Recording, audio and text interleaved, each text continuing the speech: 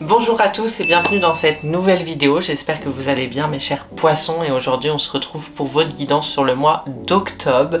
On va aller découvrir vos énergies et ce qui peut se passer sur ce mois d'octobre. Je le rappelle, c'est une guidance générale, donc prenez vraiment que les messages qui vibrent en vous. Je vais tirer les cartes et on se retrouve juste après pour vos messages. À tout de suite. J'ai fini de tirer les cartes et les énergies sont assez claires pour vous. La première carte qui est tombée, c'est la carte de l'As de bâton. Elle vous dit de vous reconnecter à votre intuition intérieure, de vous faire confiance, d'être vraiment dans cette chose où vous dites il y a des choses plus grandes et j'ai envie de vivre mes rêves, j'ai envie de les suivre. Vous devez être dans un flow intérieur, vous devez être dans une sérénité. Vous avez mis des choses en place et maintenant vous êtes plutôt dans l'attente, mais pas dans l'attente où vous essayez de contrôler et vous allez être déçu. Vous vous dites je lâche prise et je verrai bien ce qui se passe. Voilà, comme un poisson dans l'eau en fait, très fluide. Et l'As de bâton, c'est vous dire aussi que vous avez le droit de vous connecter à vos capacités et que ça peut vous aider à aller plus vite et plus loin dans votre vie. En tous les cas, il y a aussi une connexion au cerveau et de se dire que parfois le cerveau il est en ébullition et qu'il y a beaucoup de choses qui se passent dans le subconscient, dans vos rêves. Essayez d'interpréter tout ça pour y voir plus clair.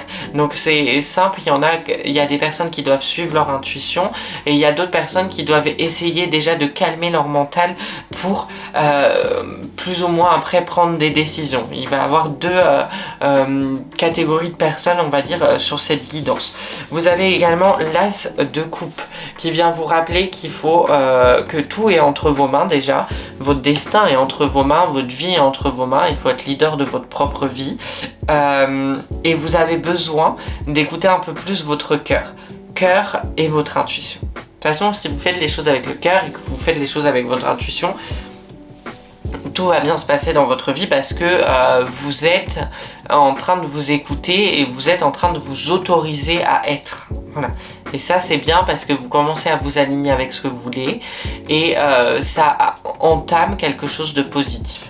Il y a vraiment deux catégories de personnes parce qu'il y en a qui sont déjà là-dedans et qui sont en train de s'aligner justement, et il y a d'autres personnes où il va falloir absolument vous reconnecter au cœur.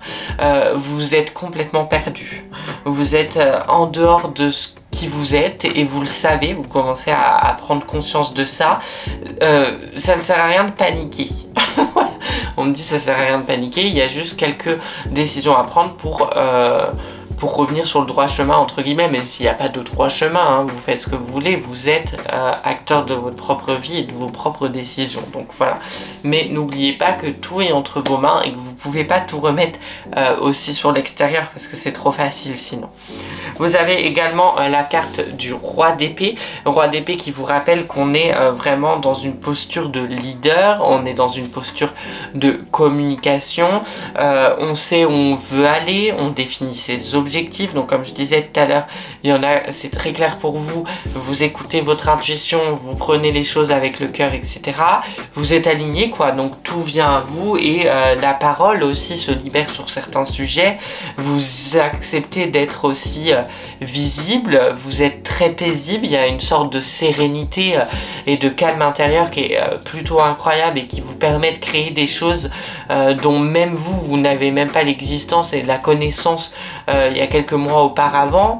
Vous pensiez même pas être capable d'être apaisé à ce point, voilà, sur certaines situations, donc c'est super. Et il y a d'autres personnes, vous êtes dans une posture d'épée, très encore dans la confrontation, très dans je suis en colère contre le monde, je suis en colère contre moi-même, je suis en colère contre absolument tout le monde, sans réellement savoir pourquoi aussi. Et ça c'est un problème émotionnel et je vous invite à aller plonger à l'intérieur de vous pour aller voir tout simplement ce qui se passe sans porter jugement. C'est pour ça que le roi d'épée est assez intéressant parce que on est dans une communication fluide, intéressante, intelligente. On dit pas des choses blessantes pour blesser la personne, on dit des choses concrètes pour faire avancer la personne. Vous êtes aussi dans une énergie pour certains du coup d'abondance, donc ça c'est trop cool, de sérénité par ailleurs avec la montagne, et pour d'autres, voilà, hein, la montagne plus l'abondance, ça veut dire que le gros sujet, c'est justement ça. Hein, va falloir dépasser ça, va falloir passer au-dessus de cet obstacle-là. L'abondance, c'est une énergie, ça doit rester fluide. Si vous n'êtes pas fluide dans vos énergies vous-même, vous ne s'étonnez pas qu'il n'y ait pas grand-chose qui soit fluide autour de vous. Ne l'oubliez pas.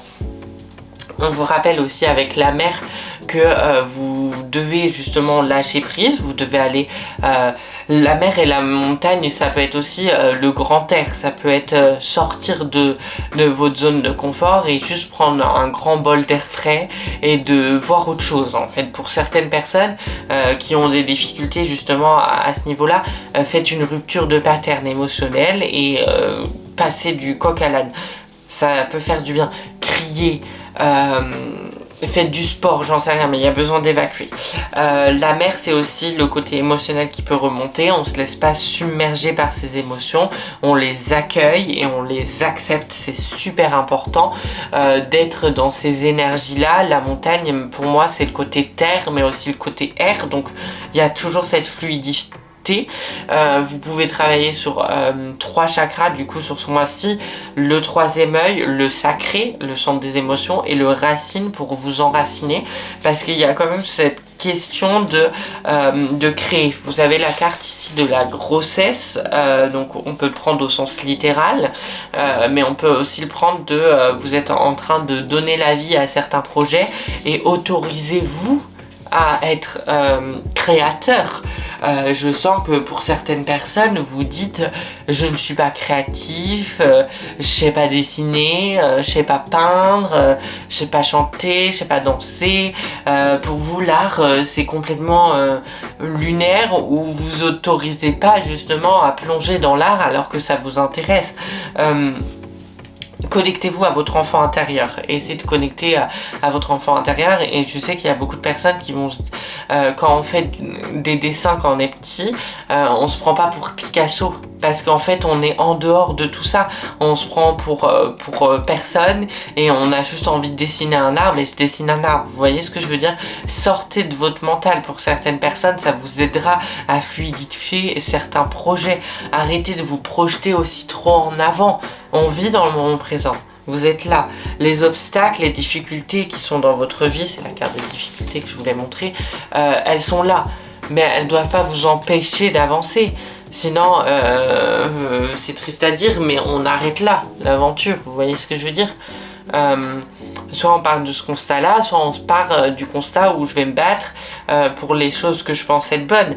Et je vais faire justement des choix. Des choix en mon âme et conscience, avec le cœur, avec mon intuition. Je vais pas faire des choix qui me sont imposés. Il y a une sorte de rébellion à avoir quand même. Arrêtez de vous imposer des choses que vous n'avez pas envie de faire. C'est une propre évolution intérieure. Ça, c'est pas les autres qui peuvent vous dire quoi faire. Il y en a, vous êtes clairement en train de vivre la vie que que vos parents voulaient que vous viviez, qui ne vous correspond pas du tout. Donc forcément, c'est un peu compliqué.